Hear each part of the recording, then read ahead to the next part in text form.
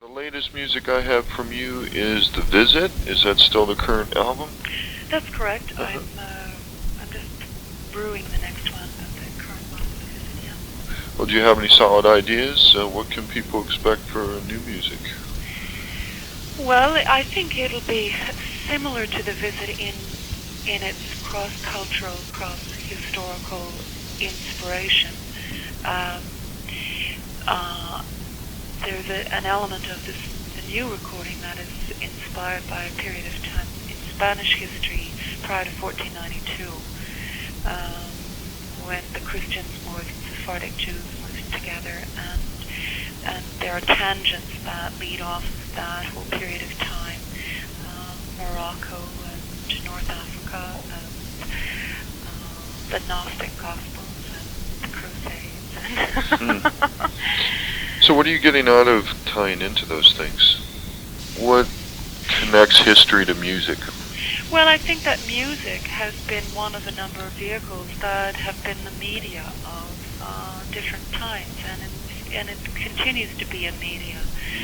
And I'm quite fascinated how people reflect themselves to each other, and how they reflect themselves to themselves through various forms of media. And since my primary media is music, I use music as a vehicle to explore a lot of these things.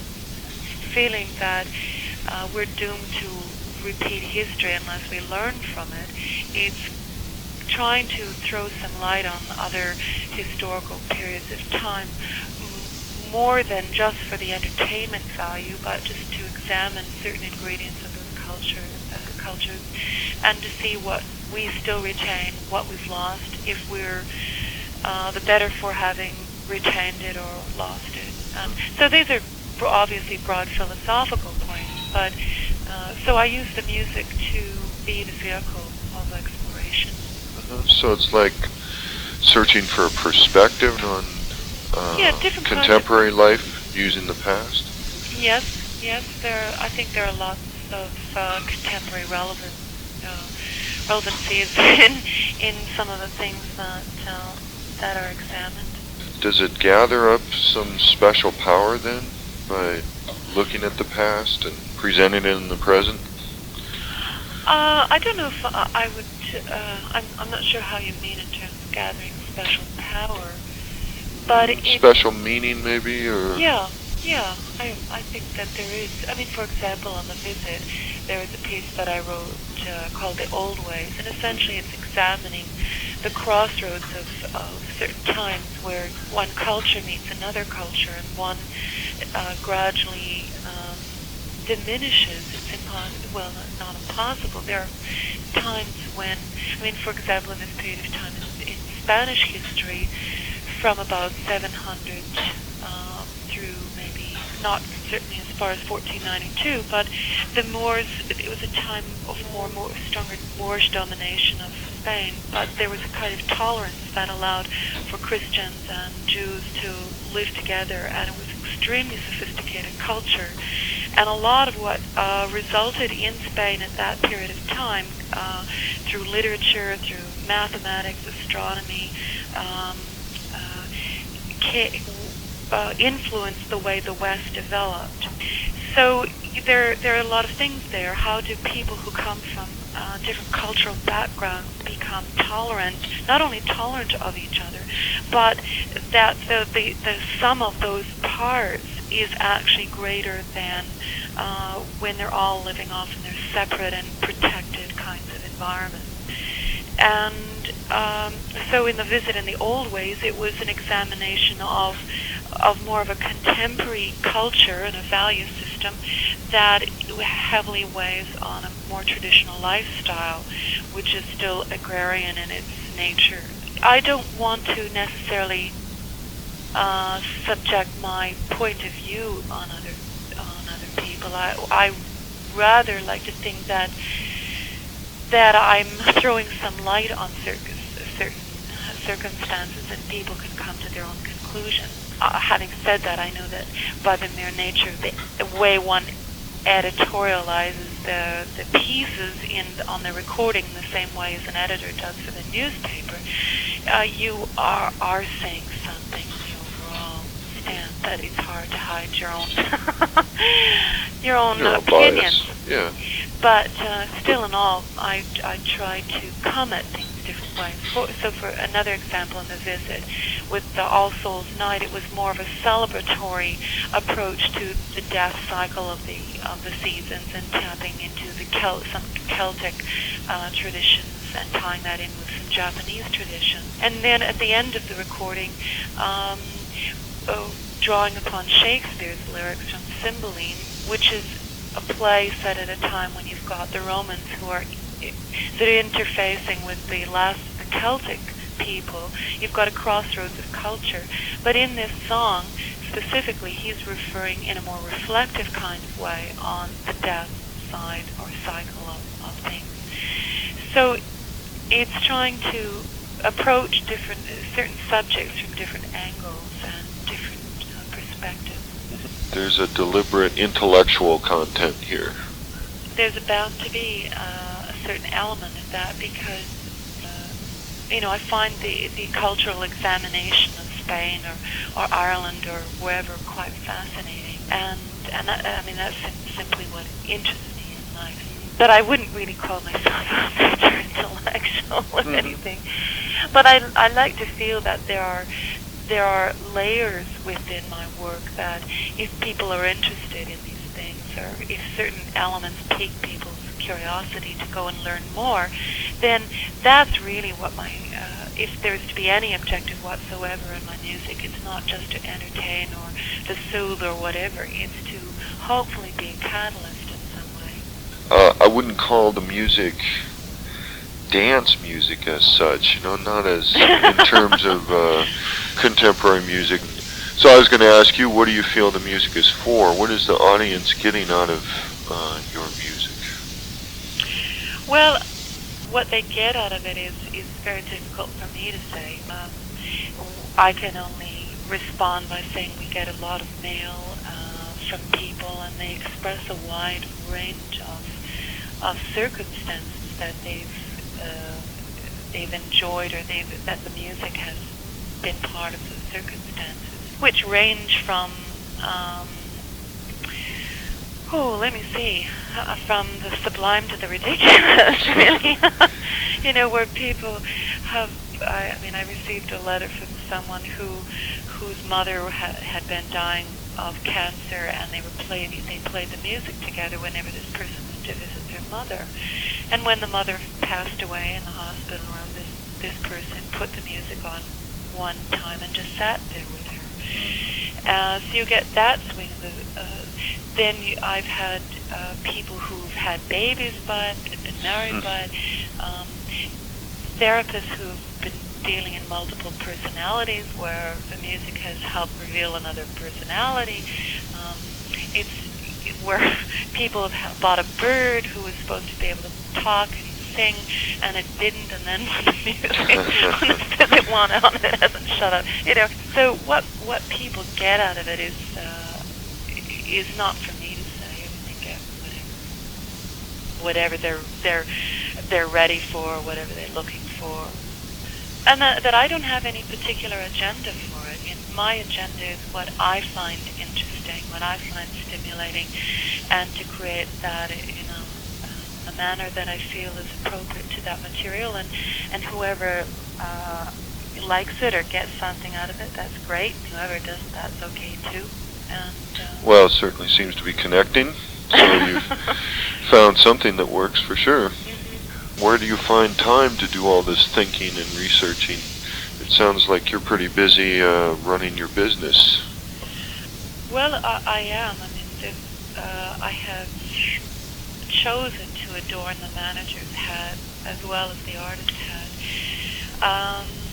If you have to do it, you just find the time, you find the circumstances. I mention what I'm interested in or researching to all kinds of people along the way, and they said, oh, well, you should listen to this recording, you should read this book, or you should see this movie, or you should, when you go overseas, you should try and go here and there. And so I just gather leads and try to follow through on them whenever I can. There isn't a lot of time. I would say that this picture works in a 2-year cycle. I release a recording every 2 years. And that, for example, right now I'm creating the material for the next recording. So I only spend I spend maybe about 3 hours in the office each day, and then go off and write and garden and run. And then, yeah, it's putting in very long hours of time. So you work at it like, say, a novelist might? You set aside time to work on the music? Yeah, I have to. I really have to be disciplined to a certain extent of just setting time aside, because I really find that for me the creative function is a real left brain, right brain type of thing, where the administrative side, if it sits in the right brain, then that's the mode I'm in.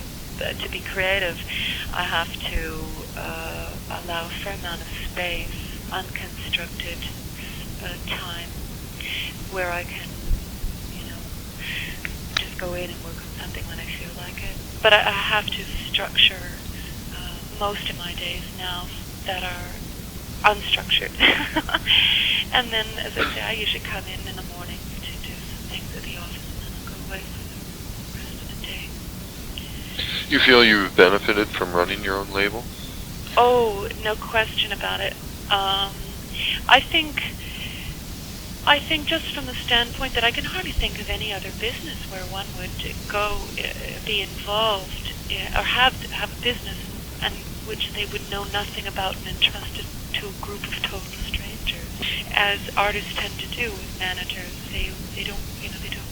And there's a perception of how the business runs and what everybody's part in is in it, and whether it's recording companies or managers and artists.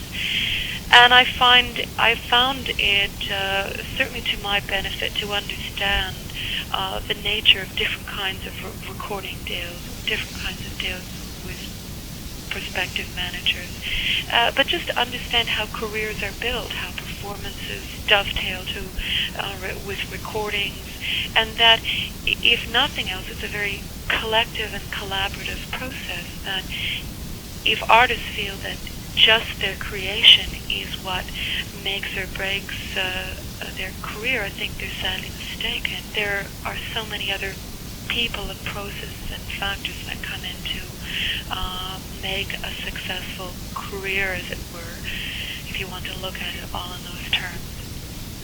And the more that an artist can understand and appreciate the immense amount of work that goes on, what their publicist does, what the record company, what the field staff in the record company are involved, when they walk into a store with their blah, blah, blah, that you can hopefully be, A, more patient and understanding of what their challenges and difficulties are, and B, hopefully work with them to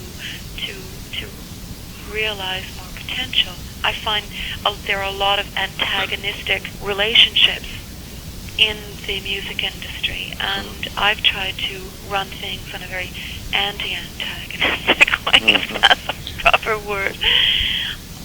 And it all adds up to the detriment of the possibilities for the career for the artist and the whole team of people that works with and around them.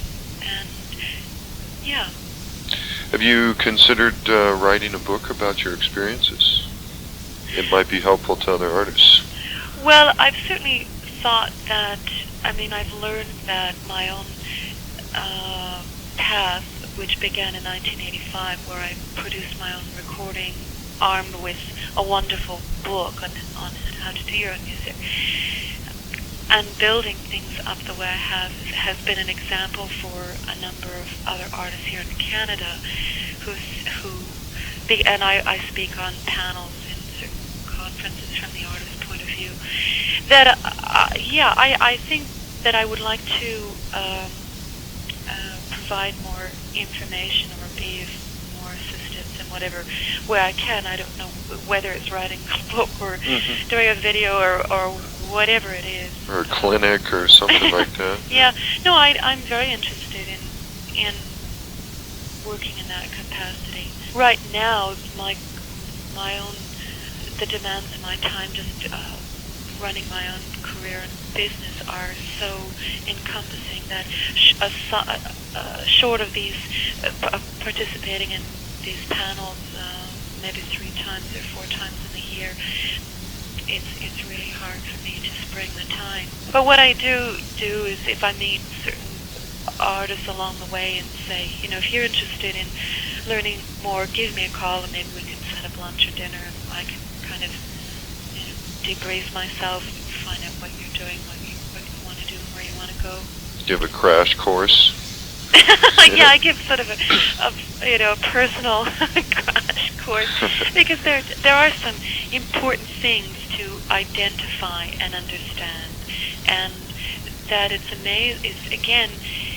It's part of the myth-making machinery out there of how the business works, and I find a lot of managers around who function in that, maybe because they have a vested interest in keeping the structure the way it is, or they just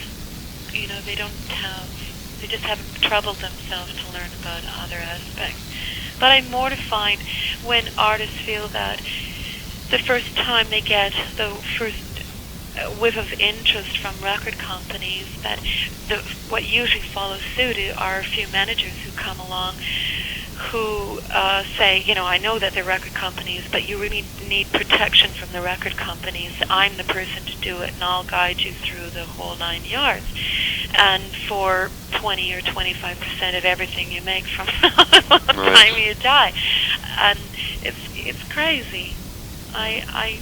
It's not always possible for artists, because of maybe the musical genres that they're working in, to go the path that I have done, or the path that I've walked. But I think there's a lot more effort, and I think it begins with artists saying, I am going to take control of my career. I'm not going to play the baby or the dependent child or the person who always needs some kind of a mother around. I'm going to make it my business to know how it all works, because at the end of the day, I'm the one who's going to gain or lose from that.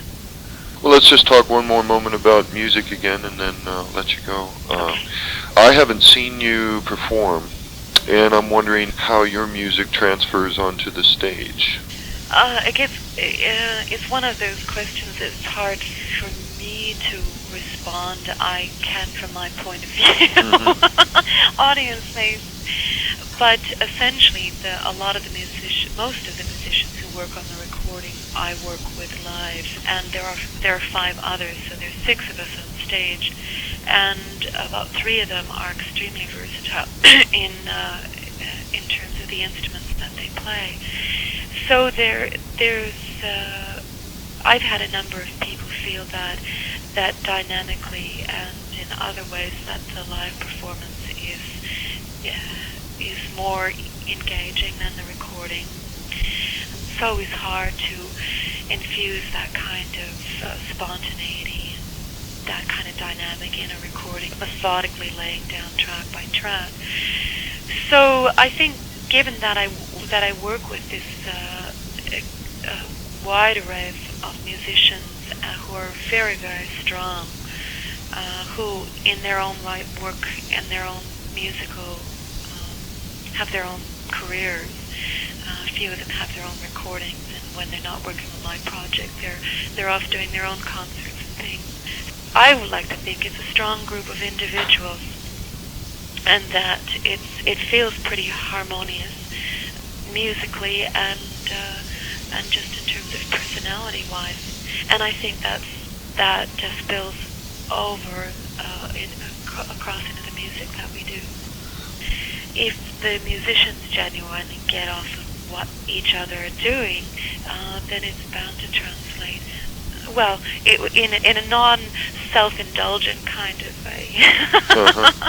I think it's bound to spill over to the audience to a great degree.